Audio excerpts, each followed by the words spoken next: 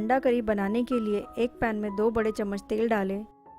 तेल जब गर्म हो जाए तब इसमें आधा चम्मच कश्मीरी लाल मिर्च पाउडर, आधा छोटा चम्मच हल्दी पाउडर और आधा छोटा चम्मच नमक डालें। नमक डालकर तेल में पाउडर मसाले को थोड़ा मिक्स कर लेंगे। यहाँ मैंने 6 बॉयल अंडे लिए हैं। अंडे में हम कुछ इस तरह से कट लगा लेंगे ताकि अंडे तेल में फटे नहीं। पाउडर मसाले तेल में डालने से अंडे का टेस्ट भी बढ़ जाता है और अंडे का कलर भी अच्छा आता है। अंडे फ्राई करते समय गैस का फ्लेम मीडियम ही रखें और अंडों को घुमाते हुए फ्राई करें। इससे अंडे चारों तरफ से अच्छे से फ्राई हो जाएंगे। ये देखिए अंडा अच्छे से फ्राई हो गया है। अंडे में अच्छा सा कलर भी आ चुका है। इस स्टेज पर हम गैस का फ्लेम बंद कर देंगे और अंडे को निकाल लेंगे। अंडा फ्राई हो चुका है, इसे हम साइड में रख देंगे। अब चलते हैं अंडे की ग्रेवी बनाने। ग्रेवी बनाने के लिए कढ़ाई में 2 बड़े चम्मच तेल डालें। तेल जब गर्म हो जाए तब इसमें कुछ खड़े मसाले ऐड करेंगे। 3 लौंग, 2 इलायची, 1 इंच दालचीनी का टुकड़ा, आधा चम्मच जीरा डालें। खड़े मसालों को तेल में थोड़ा सौटे कर लेंगे। इससे खड़े मसालों का अच्छा फ्लेवर करी में आएगा। और 2 मीडियम साइज प्याज रफली चॉप करके डालें। प्याज को हमें तब तक पकाना है जब तक कि प्याज थोड़ी सॉफ्ट या गोल्डन ब्राउन ना हो जाए। प्याज अच्छे से पक चुकी है और कलर भी चेंज हो गया है। अब हम इसमें अदरक लहसुन का पेस्ट ऐड करेंगे। साथ ही मैं 2 हरी मिर्च बारीक कटी हुई ऐड कर रही हूँ। अदरक और लहसुन को प्याज में थोड़ा पका लेंगे जब तक कि इसका कच्चापन ना निकल जाए।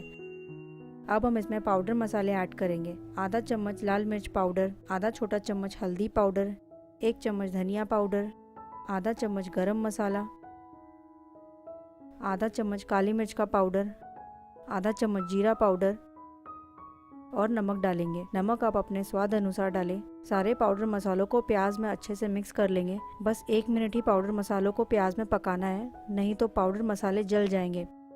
अब हम इसमें 2 मीडियम साइज टमाटर की प्यूरी ऐड करेंगे। टमाटर की प्यूरी को अच्छे से मिक्स करें।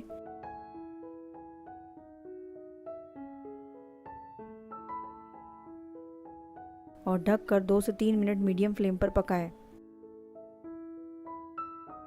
2 से 3 मिनट हो चुके हैं। मसाला अच्छे से भुन चुका है, तेल भी सरफेस आउट हो चुका है।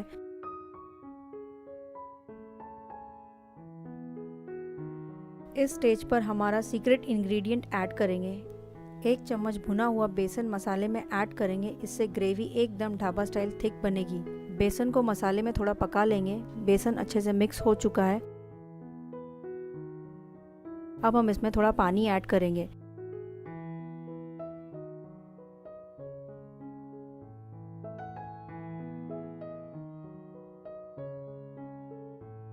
आप देख सकते हैं बेसन डालने से ग्रेवी कितनी गाढ़ी और थिक हो गई है। मैं इसमें थोड़ा पानी और ऐड कर रही हूँ। आप अपने हिसाब से पानी कम या ज़्यादा भी डाल सकते हैं।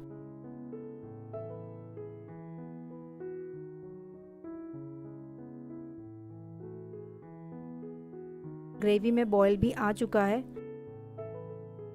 अब हम इसमें फ्राई किए हुए अंडे डाल देंगे।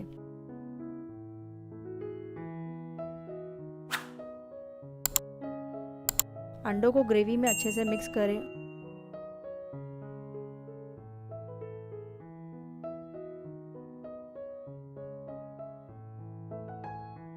और ढककर 2 से 3 मिनट तक पकाएं। 2 से 3 मिनट हो चुके हैं। अंडा करी तैयार है।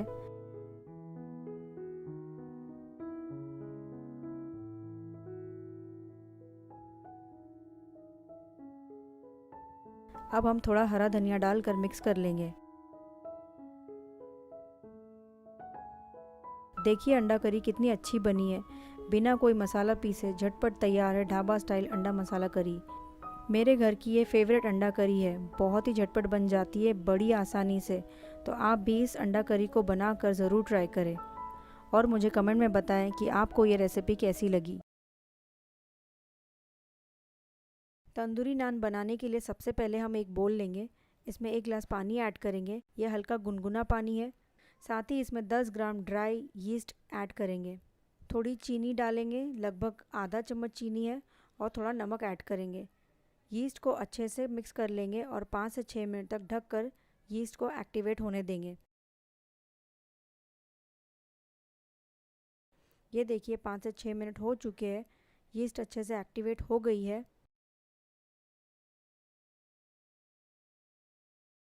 अब हम इसमें 250 ग्राम मैदा ऐड करेंगे। मैदे को हमें अच्छे से गूंदना है। अगर आपके पास यीस्ट नहीं है तो आप 1 चम्मच बेकिंग पाउडर और आधा छोटा चम्मच बेकिंग सोडा भी यूज़ कर सकते हैं। डो को हमें ज़्यादा पतला नहीं गूंदना है। जब यीस्ट एक्टिवेट होगी तो डो अपने आप पतला हो जाएगा, इसलिए डो को थोड़ा टाइट ही गूंदें। यहाँ मैं थोड़ा पानी यूज़ कर रही हूँ। पानी एक बार में नहीं डालें, थोड़ा थोड़ा करके पानी यूज़ करें।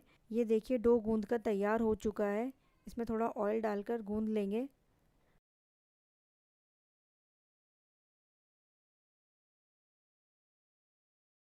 और 1 घंटे के लिए ढक कर रख देंगे, इससे डो अच्छे से फर्मेंट हो जाएगा। 1 घंटा हो चुका है, चलिए चेक कर लेते हैं। डो हमारा अच्छे से फर्मेंट हो चुका है। ये देखिए कितनी अच्छी तरह से फूल गया है। अब बस थोड़ा ऑयल डालकर थोड़ा गूंद लेंगे ताकि इसमें जो एयर बबल्स है वो निकल जाए। डो हमारा कितनी अच्छी तरह से फूल गया है। ये देखिए कितनी अच्छी जालियाँ इसमें बन रही है।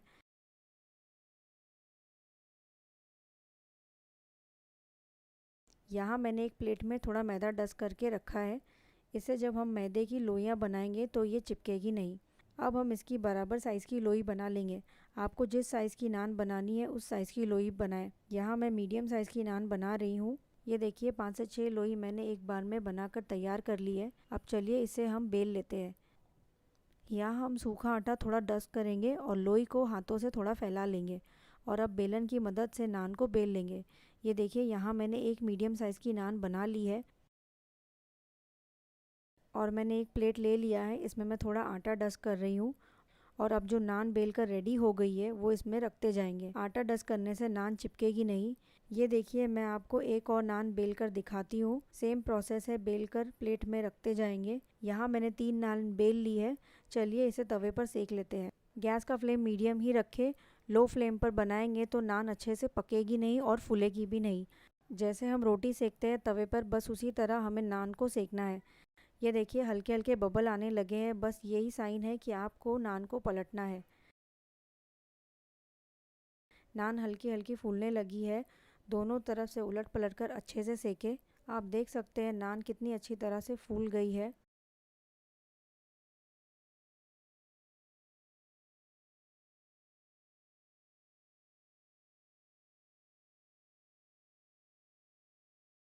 नान को बटर से ग्रीस करने के लिए यहाँ मैंने बटर को पहले ही मेल्ट कर लिया था। अब बस इसमें थोड़ा सा बारीक कटा हुआ फ्रेश हरा धनिया डालकर मिक्स कर लेंगे।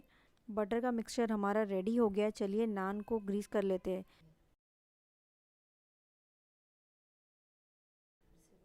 यहाँ मैंने एक नान ले ली, इसमें हम थोड़ा बटर लगा लेंगे और आप चाहें तो बटर की जगह घी भी यूज़ कर सकते हैं। मैं नान की दोनों साइड पर बटर लगा रही हूँ, इससे नान दोनों तरफ से सॉफ्ट रहेगी। आप चाहें तो एक ही साइड पर बटर लगाएं। अगर आप गेस्ट के लिए बना रहे हैं तो इसे आप पहले से बना कर रख सकते हैं। ये बिल्कुल भी कड़क नहीं होगी, घंटों तक नरम रहेगी।